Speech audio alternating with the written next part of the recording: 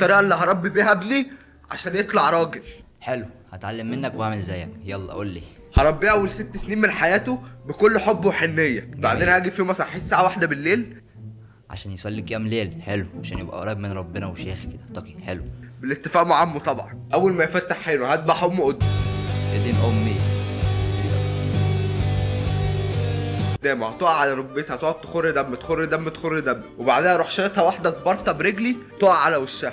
ابني هيقول لي ليه يا بابا ليه يا بابا، هروح رامي له السكينه على السرير، هقول له خد حق امك. الواد طبعا هيترعب ومش هيعرف يكلمني. يا دين امي. ما هو مش ذكر طبعا، في احتمال اقل من 1% ان عقله يوز ويقوم بجد. ساعتها هاخد اعدمه العافيه لحد ما يبقى عايش بالعافيه. بعد كده هرميه في ملجأ، اقول له لما تبقى قوي بما فيه الكفايه تعالى خد حقك. فهو يكمل بقيه حياته عنده هدف وبيسعى له، ما ان هو يرجع حق امه ويقتلك. بيركزش في اللعب ولا البنات ولا بيشجع ميسي، لحد ما بعد 20 سنه هيبقى واد اسطوري. خلي بالك، انت بدات تقنعني وانا كده هخاف على عقلي. جامد في كل حاجه. ساعتها هيتصل بيا يقول لي انت فين يا بابا، هقول له والله وكبرت وبقيت عايز تاخد حقك من ابوك. انت فين يا بابا، والله وكبرت وما بقتش بتخاف من ابوك. انت فين يا بابا، خلاص يا ابني في البيت نفس العنوان. هيقول لي يابا انا مش فاكر، انت قتلت امي وكسرتني ورميتني وانا صغير. هبعت له العنوان.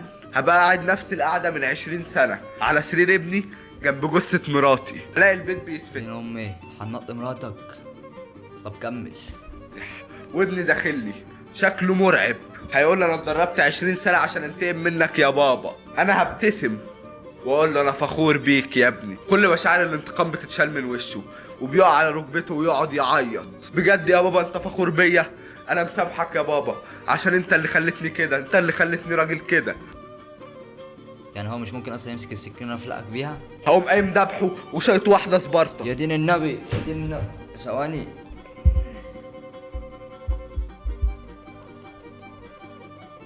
الو، مستشفى العباسيه. في واحد تقريبا هربان منكم كنتوا بتعذبوه وبيطفوا سيجاره تحت بطنه. طب الحقوا عشان هيخلص علينا كلنا. يلا بسرعه.